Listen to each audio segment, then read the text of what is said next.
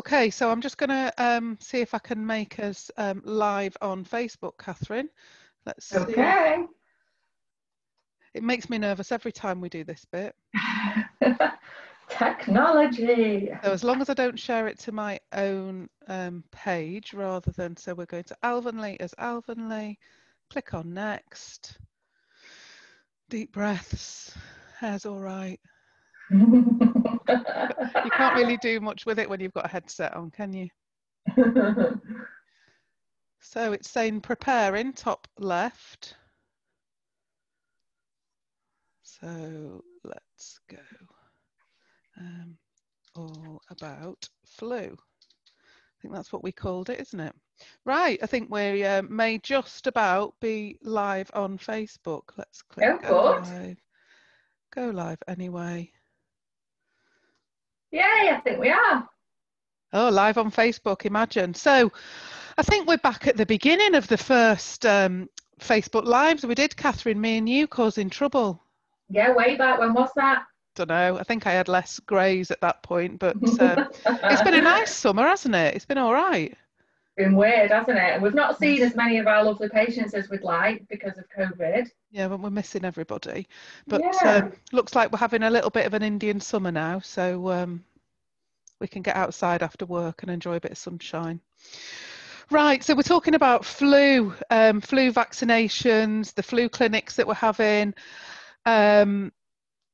So I've got a list of questions that patients have sent in, some that I'm going to ask you just for kind of clarity about why the NHS kind of spends so much effort getting all the flu clinics set up.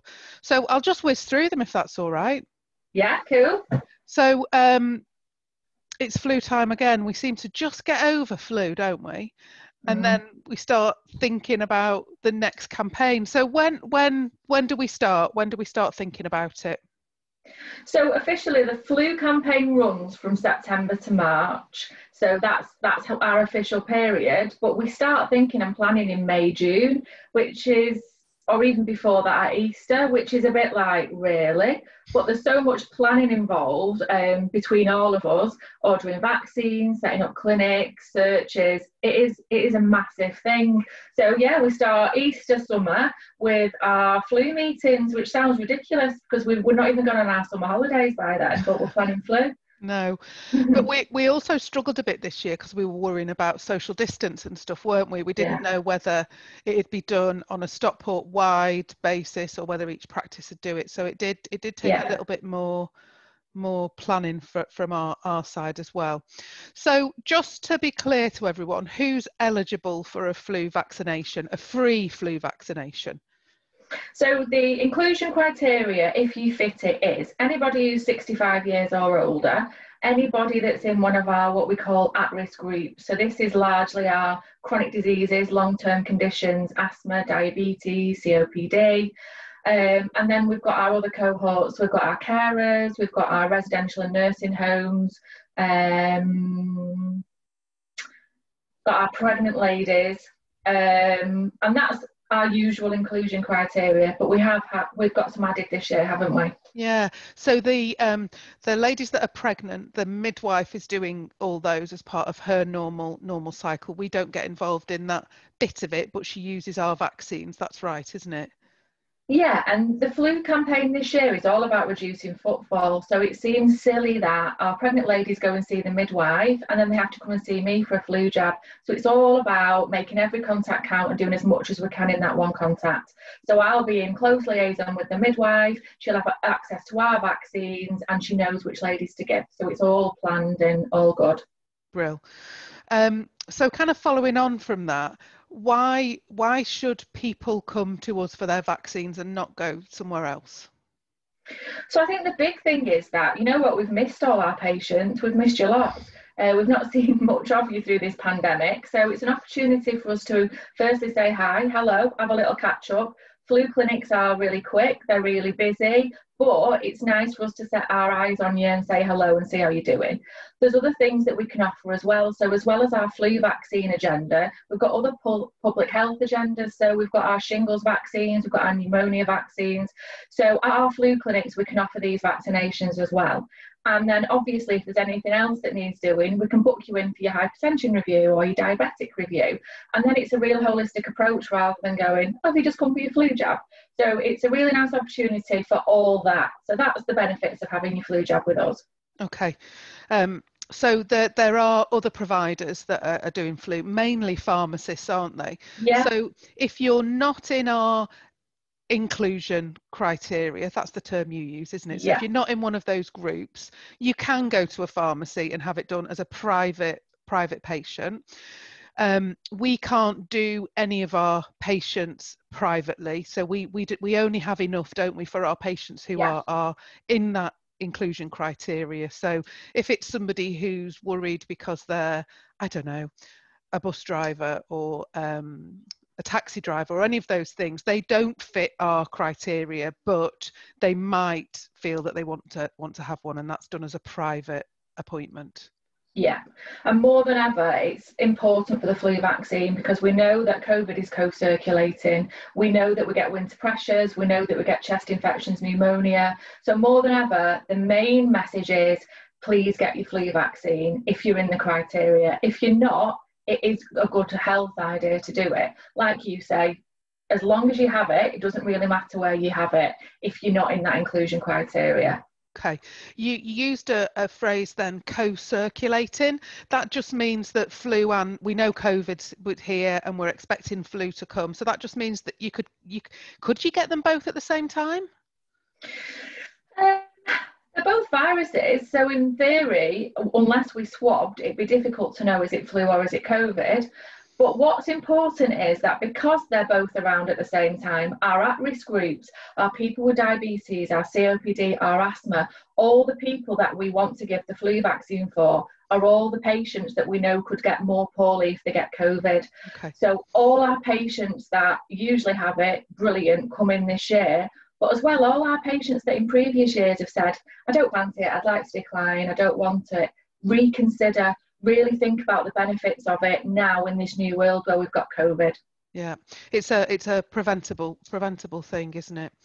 Okay, there are some new categories this year. What are they, and why have they done that this year? Yeah, so they have now added on anybody 50 years upwards and people who are living in the same household of people who have been shielding during the COVID pandemic. So these are people that have been identified as possibly high risk. So obviously age, your immune system weakens, so over 50s, it's good practice. Household of shielders, obviously our shielders are our most poorly people in the community, so people who are having cancer treatment, things like that. So if they are living with a young person, then it's good practice that they don't want to be catching flu off that person they live with. So if you are living with a shielder all the time, then you're eligible. But there is a caveat with that. We can't offer the flu vaccine to these two new groups until November, December, because we have to prioritise the flu vaccines that we've got in stock for our at-risk groups and over 65s. So just as Katherine said at the beginning about our planning as a kind of clinical team to do the flu vaccinations, my planning starts a year in advance. So I order this year's flu vaccines I ordered them in September 2019. So I order enough for the patients that we have at that point in time. So when the government tell us there's a new inclusion criteria, we're now waiting for the government to send us those vaccines. So when our receptionists are saying, I'm sorry, you're not eligible yet, so you might be 50 or you might be living with one of our, I think we've got 200 patients who were in that very vulnerable group. It's not that our reception team are being awkward or awful or uncaring. We physically haven't got those stocks from the government yet, so we're expecting those during October, November time. And as always, in fact, you're probably fed up of having text messages off us, but as always, we'll send you a text message or we'll contact you when it's kind of your turn to have those vaccinations. So we're watching the news, we're waiting for our email to tell us that those vaccinations are in. Okay, so that's new categories. And what about children? Because that's always a kind of grey area, because the schools do some and we do some. What's the criteria? Which children do we vaccinate? Yeah, so in the GP practice, we will be vaccinating all children that are aged 2 and 3. We will also be vaccinating any children 2 to 17 that are in our at-risk groups, so if they've got epilepsy, asthma, diabetes. And as a whole, any child aged 2 to 11 is eligible. So children in schools from reception to year 7 will be offered the flu from the school. So if they are of those ages but they aren't unwell, they've got no chronic disease, they'll be getting it at school.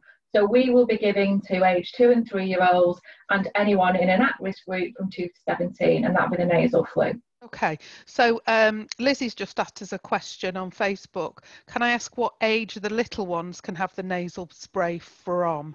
So it's age 2. Yeah, the vaccine is only licensed from 2 upwards. So, and we talk about vaccines and we think that means something in their arm, but the vaccination for little ones is a nasal spray, isn't it? Yes, it's easier, it's less painful. It is a live vaccine. We'll come on to that in a minute, but all that means is that the virus is weakened. They class it as a live vaccine, but it can't make you unwell. Okay, so I don't know. We had a conversation before, Catherine, and you said, don't ask me anything that I'm not prepared for. And I'm probably going to ask you a question that you're not prepared for now, which is probably par for the course. If you're worried about your child, can the pharmacist give a nasal flu, or is it just the injectable flu they give? My understanding is that the chemist and the pharmacist can only give adults because, yeah, there's lots of things that go with it. There's lots of training that's needed. There's lots of clinical governance. And the information that I've received, my understanding is that it's just adults in the community at pharmacists. Yeah, that was mine as well. So when you do the children, it's a nasal flu, it's a squirt up the nose. I've heard you when I've been doing flu clinics with you saying it's like magic spray, it's unicorn dust, it's all this kind of stuff. But it's quite uncomfortable, isn't it, for them? It's different. Yeah, I've never had it, but I'm told it feels a bit like when you jump in the pool on holiday or at the swimming pool. So it makes your nose feel a bit, ooh. So it's just half of the syringe up one nostril and half up the other. But most children don't cry. It just makes their eyes water a little bit. So okay. Easy and quick.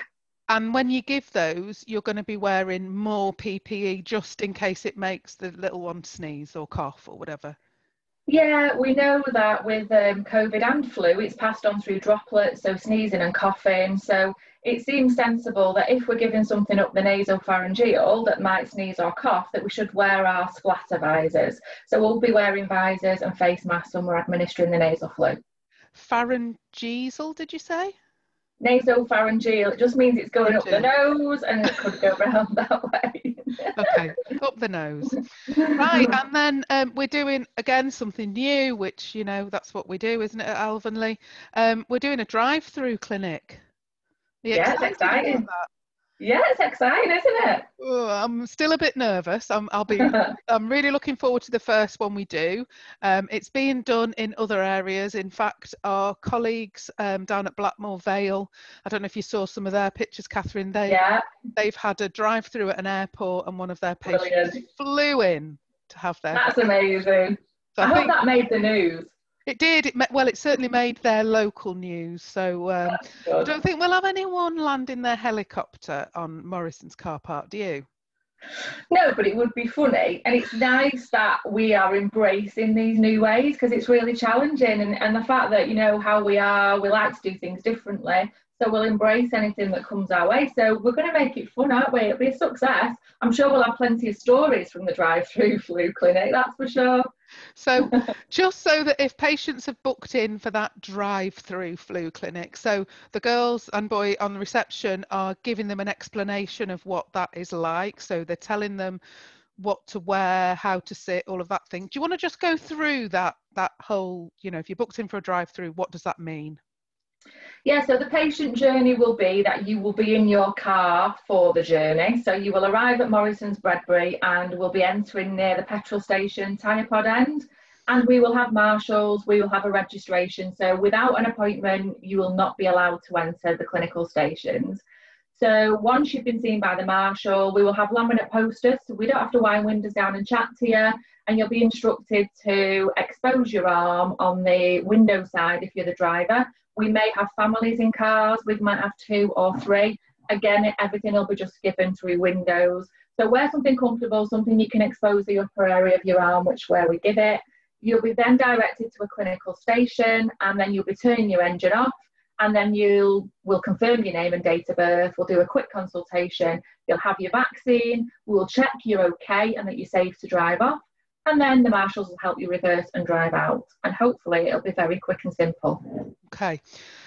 So we're doing it in, you said at the tyre pod end of Morrison's. So we're actually going to be kind of underneath a canopy, aren't we, so that our computers and all our equipment is safe, but the patients will have to drive in probably on an angle into some of the disabled bays that I mean, Morrison's in Bradbury have been wonderful, haven't they? They couldn't have been any more helpful.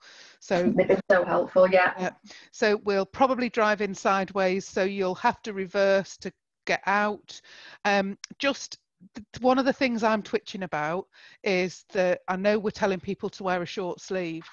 Can you take your coat off before you get to us? So it's not kind of, we want them to be ready, don't we? Because we've got a couple of minutes. So no when coat. When you're getting in your car to come to the drive-through, don't have a coat on. Have a jumper or a t-shirt or a jumper, because the more people that have to get undressed, take the coat off, move around, take the seatbelt off, it's going to prolong the journey, and then we run the risk of having a queue, and then we run the risk of obstructing Morrison's, and we don't want that. And then we run the risk of Kay getting a phone call from GM police saying, why is the whole of Stockport at gridlock? Yeah. We'd make hard reports if that happened, so, but it's not going to happen.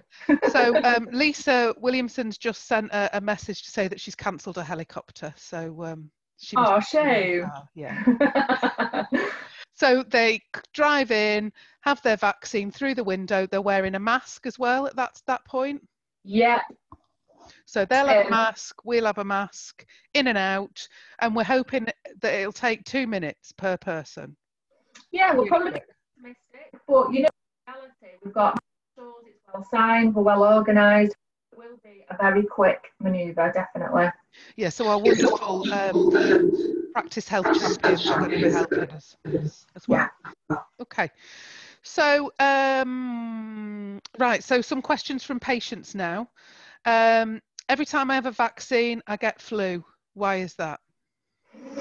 So I think this is just a misconception that goes around. The flu vaccine cannot give you flu. It's absolutely 100%. It cannot. Dr. Baxter, who's our lead for vaccines in Stockport, will confirm this as well. What can happen is that you might have been harbouring a cold. It might be coincidental that a couple of days after the flu vaccine, you get a cold. We do know that there are side effects to the vaccine, and it's usually just a little bit of redness, a little bit of swelling to the arm, but you can get a bit of a sniffle as well. So do not let that put you off having the vaccine. The flu vaccine cannot give you a cold or a flu, but it could be coincidental, or it could be a mild side effect from the vaccine. Yeah, I've heard, and I don't think it's been a clinician in this practice, but I've heard somebody suggest that because the way that we've done flu clinics has been a kind of queue, and lots of people who are probably not normally together, it only takes one of them to have a cold, doesn't it? And before you know it, you've picked up the virus in that group of people, and you're blaming it on the vaccine, not Fred that was stood next to you sneezing. Yeah.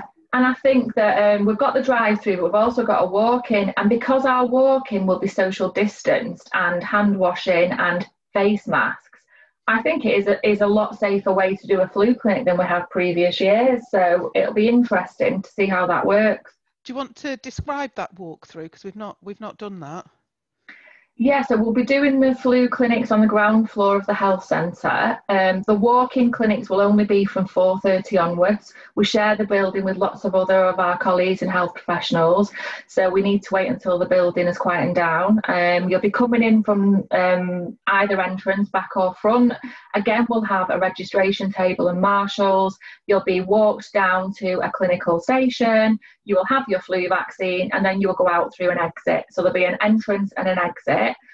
All we'd say about that is that because we're social distancing, we may be queuing outside. Just wear appropriate clothing, bring a brolly if it's raining, and just be aware of that because you won't be inside. So I suppose we're giving people silly appointment times. Really, I was answering the phone this morning for the first hour because we knew it was going to get busy because we text last night to all our eligible patients, and I was saying things like 2:42.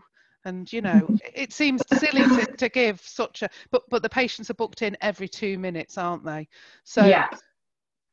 It's hard to say be on time because lots of people come 10 minutes early for their appointments. What we don't want is a huge crowd of people at the doors. We are going to be, I'm going to be doing my bounce a bit probably and saying, keep your distance, don't come in until your time's due. So all that kind of stuff.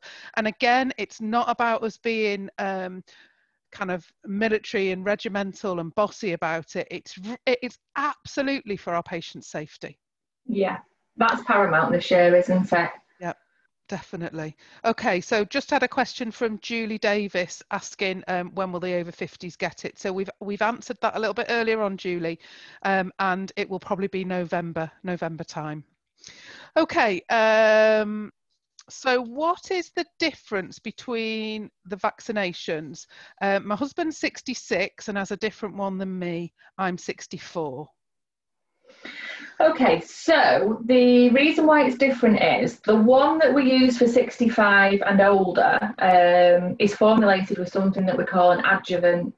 This adjuvant is an ingredient that's added to a vaccine to help create a stronger immune system. So we know that the vaccine that we offer for 65 plus is the right one for that age group, the older population. And I know that some of you are 80 and you look 52, but we do class 65 plus as our older. So it's this ingredient, this adjuvant, that makes that vaccine better for that group of people. So it's not that we're saying, oh, let's give this one to our at risk, this one to our elderly patients. It's because of the immune response. And as people get older, their immune response weakens. So that is why. Okay. Someone else saying that they're due their shingles vaccination. Can they have that at the same time? Yeah, the shingles vaccine is a live vaccine. The flu vaccine isn't. It's safe to give them both at the same time. We would give one in each arm as long as there's no contraindications, but that's absolutely doable. Yeah. Okay. So what we'll do before the clinic starts, so on that list, I think on a Saturday we're doing about, off the top of my head, somewhere like 500 patients. So what we'll do before that day is we'll look down the list and we'll see if there are patients that we're being alerted to. When I do this, it means we have a pop-up on our screen. I suppose our patients won't know what that means, but we have a little pop-up at the bottom corner that says what you're due for, what you're overdue for, what you're due for this year. So probably myself and Sarah and Sharon, who are doing the clinics, will go through that list. We'll see if people are due. We'll make a little note for ourselves. So we might then ensure that you've got those vaccinations with you wherever we are, car park or on the ground floor. But we'll also look for other things like Katherine said before, if you're overdue your asthma check or anything like that, we will be targeting you on those things. And again, the reason that we do that is because we're caring about you. So asthma checks, diabetes checks, all those things, that you might feel really well with asthma, but it only takes one thing and you're in trouble. So we'll try and make it, what do you call it, holistic approach, don't you? So we get everybody in at one time. So another patient said to me that they were worried about coming into the health centre. Is it safe? Yeah, I think the big message is we are not a hot site. We are not seeing patients with COVID. We are not seeing patients with COVID symptoms. We're not seeing patients with flu symptoms. Every patient that comes into our surgery, we send a wellness text out to. If you have any symptoms like a cough, lose your taste or smell, have a fever, then we ask them not to come to the surgery. So the surgery is the same environment as the supermarket is. You know what? Our surgery is probably safer than the supermarket because of our wellness tax and because of our vigilance. So I would say it's completely safe. Safety is paramount. We're going to lots of measures in the surgery. We've got staggered appointments, the waiting room isn't heaving, we've got social distance, we've got lots of things in place. So do not be frightened to come to the surgery. And I would add as well, when some of our most poorly patients were shielding, it was still acceptable for those patients to come out to attend the GP surgery if they needed to. Yeah, yeah. Okay. I think you've touched on this one a little bit, Catherine. A lady said to me, her arm went red last year. Does that mean she's allergic and shouldn't have it again? So we expect a little bit of localised swelling, localised reaction, and quite often that could be that big. Okay.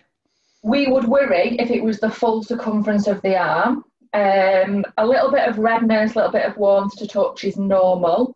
We would not give, if a patient had an anaphylactic reaction and was hospitalised to the flu vaccine, if we knew they were 100% allergic to any component of the vaccine, but a little bit of a localised reaction is expected, so that's normal. What's anaphylaxis? So anaphylaxis just means that they've had a severe allergic reaction to that vaccine or a component of the vaccine. It's affected their breathing and they've ended up in ITU. So when people say, well, I'm a bit allergic to things, quite often they just mean they might get a bit of diarrhea, they might get a slight rash, it doesn't suit them. So when we talk about the flu vaccine, we would only consider not giving if they had severe anaphylaxis, an ITU admission, or we knew they were definitely allergic to a component. So you have, or we will have, every time we're giving a vaccination, you have an anaphylaxis kit with you, don't you? And that means yeah. Is it an injection you give if someone has a reaction? Yeah, so touch wood, in my 25 years of doing it, I've never had to do it, but we have adrenaline there, we have oxygen there. So if anyone has a reaction, we're equipped to deal with it. And yeah, it's a tricky one. It's very unlikely for that to happen, but if we need to, then we've got everything we need. Okay, brill. So just a red arm, might be hot, might be tender, not really anything to worry about. If it spreads around your arm or further down your arm, do they need to ring us? What do they do? Ring 111? It's a good idea. If you get a moderate reaction, so say if it was red like that big, I tend to just put a pen outline around the redness so you can properly monitor it. You know what it's like, you go, it's still there, it's getting worse. So if you put a pen around it, you can definitely see. So if it's getting worse or hotter or swollen, then you can seek a bit of advice. But we know, because our staff always uptake the flu vaccine, we know ourselves that we often get that reaction, don't we? And what I'll try and do, because one of us is bound to, we'll take a photograph and put it on Facebook so they can see what a normal reaction is. Okay, are there any people that can't have the vaccine? So yeah, again, those people that are allergic to any component of the vaccine have had this anaphylaxis severe reaction, or have got an acute fever. So that means they have got a temperature. When we give vaccines, we know that it can raise the temperature a little bit. So if they've already got one, then that puts especially children at risk of a febrile convulsion. So if they have got an acute fever or an acute illness, we would contemplate not giving and delaying. Am I right that you ask a question about eggs? Are you allergic to eggs? Yeah, most of the vaccines are manufactured with an egg-based product, but it is safe to give unless, and I keep going on about this, unless people have had a severe reaction. Okay. So we have lots of kids and babies that mum will say, yeah, they don't really like eggs, it gives them diarrhea, but they do eat cakes and biscuits, which is cooked eggs. That's fine. Yeah. And we've only got a small cohort of patients that cannot have the egg-based products. If they cannot have the egg-based vaccines, then we've got access to other vaccines. Okay. So if someone's undergoing chemotherapy at that time, do they not have them or do they have them? So we like to do that in conjunction with the consultant. So sometimes the consultants like us to do it at a certain stage of the chemo, because we know that with chemo they can get a temperature as a side effect. So we sort of speak to the consultant, speak to the patient and agree on a time. Okay, so if there's a patient that is in that situation now, to ring us and ask the question rather than just booking straight into the clinic. Yeah, or next time you're at Christie's or any with your oncologist or having chemo, just ask the question. Okay. Yeah. And isn't there something about which arm you have it in if you've had breast cancer? Yeah, so ladies who've had mastectomies, who've had breasts removed, can get lymphedema. So there's a risk on the side that they've had their breast removed that they can get swelling on that arm. So we tend to avoid that arm and do it on the other arm. Okay. My computer's just locked, so excuse me, I'm just gonna get fiddle. you back on. Yeah. Did you miss my face then for a moment? So that means then, if they're the driver in the drive-through clinic and their breast cancer was on their right side, that might be difficult for them to have the vaccination. We'd just get them to twist round, would we? Yeah, they can even open the door for a little minute. We've been doing drive-through bloods for ages, and it works well that they just open the door, sit on the side of the seat. So probably just do that. Okay, and they'll be wearing a mask, so no problems there.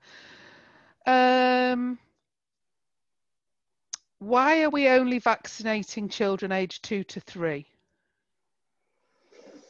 So this has always been a group that obviously they're at risk, but a lot of the time they are looked after by grandparents. So we know that to vaccinate our 2 and 3 year olds, it's good for them because they could get poorly, but it's equally as good to protect mum, dad, and any grandparents that look after them.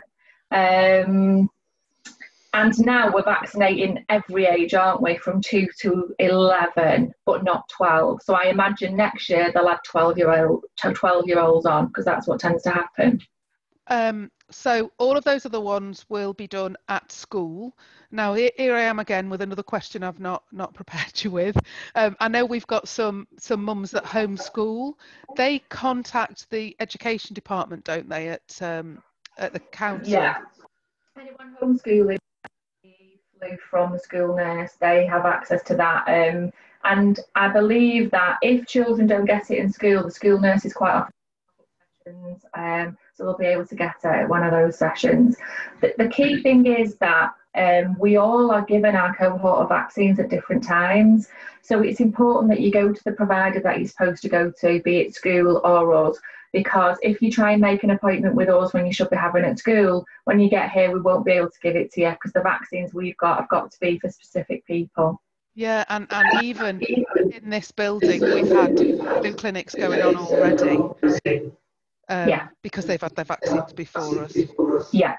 So I think that's all our questions, Catherine. Was there anything else you wanted to say? I'm just looking through my phone to see if we've had any more comments. No, I think we know that people are worried about coming in. Do not be worried. It's a safe environment. We're doing everything we can to keep you safe. It's paramount more than ever that you have your flu vaccine. So book it in. The sooner you get it, the more protected you are for the winter. And it'll be nice to see you. So make that appointment and fill our flu clinics up and keep us busy. Fabulous. We've got lots of thumbs up and lots of love from our patients, and we send it back, don't we? Because like you say, we normally we're in this job because we quite like people. So it's difficult. It's difficult. Telephone's just not the same all the time, but we want to keep you safe. We want to keep our clinicians safe. And you know, we are where we are, and we're making the best of it. So I think when I looked this morning, we'd filled up the first 2 flu clinics. So I think the next one we've got that's empty is the 3rd of October, Saturday the 3rd. There were some slots left on that. And then there's another Saturday, which is the 17th of October. And we're doing full days on those days. So yeah, we might be having some caffeine at lunchtime to keep us going, might we, Catherine? But we're going to do 9. We're going to do 9 till 5. We really want to get this done and get everybody vaccinated as quickly as possible.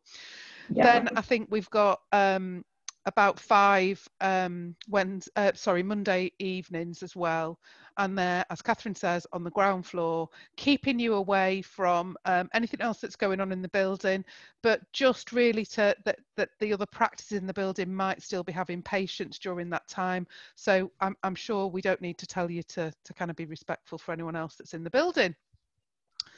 So I think that's about it, isn't it? Yeah.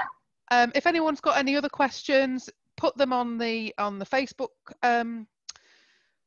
comments, and either Katherine or I will get round to answering them before the weekend. But otherwise, thank you everyone. Katherine and I have been summoned to see our boss today, so we're off to see Dr. Gallagher this afternoon, and we know that there is so much love for him out there. So we'll be passing on all your love and your best wishes. We've got some cards for him, and do you know what as well, Kate? We might be able to just post a photo of him. Well, let's see if he'll do a selfie, a socially distant outdoor selfie with the Gallagher. All right, everybody, take care, and we hope we see you all at the flu clinics. Bye. Thanks, Katherine. Bye. Bye.